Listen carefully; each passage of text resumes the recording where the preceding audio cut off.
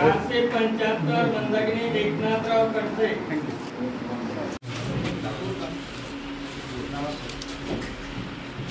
475 मंदाकिनी एकनाथराव खडसे। थोड़ा मोठा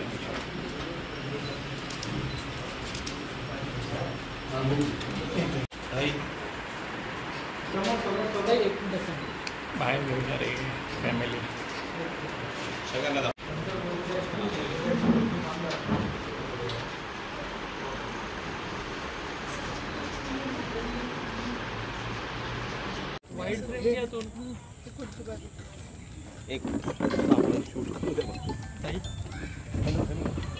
एकदा संपूर्ण कुटुंबासहित तुम्ही मतदान केलंय, काय सांगा?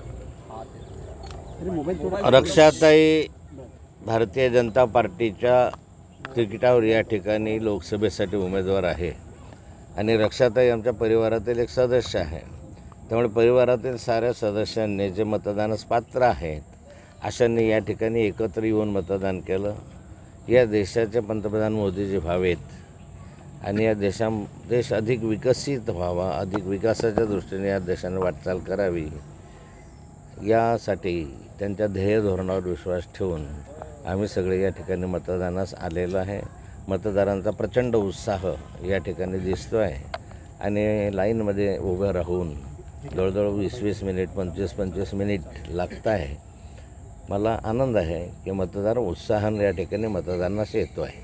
आज निसर्गानं सुद्धा साथ दिली असं एकंदरीत चित्र दिसतंय। भाऊ, खरं तर खूप ऊन असतं, पण आज मात्र अत्यंत ढगाळ वातावरण आहे, पाऊस येऊ शकतोय। निश्चित मागच्या आठवड्यामध्ये जळगाव जिल्ह्यात आणि प्रामुख्यानं मुक्ताईनगर भुसावळ तालुक्यामध्ये 44-45पर्यंत तापमान होतं सेल्सिअसपर्यंत।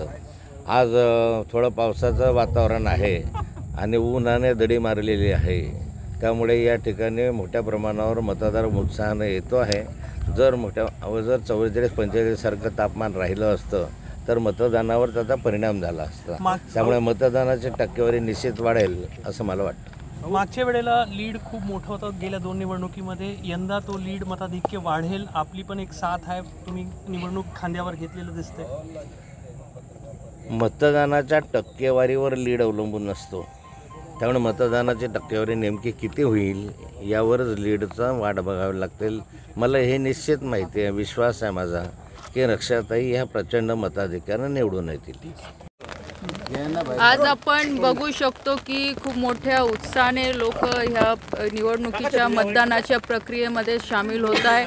आज इथे मी माझ्या परिवारासोबत मतदानाचा हक्क मी बजावलेला आहे आणि पूर्णपणे विश्वास आहे की ह्या देशाचं नेतृत्व करायसाठी आदरणीय नरेंद्रभाई मोदींना तिसऱ्यांदा ह्या देशाचा प्रधानमंत्री बनवायसाठी जनता ही सज्ज झालेली आहे आणि आज पूर्णपणे मतदानाच्या माध्यमातून जनता आम्हाला पाठिंबा देते।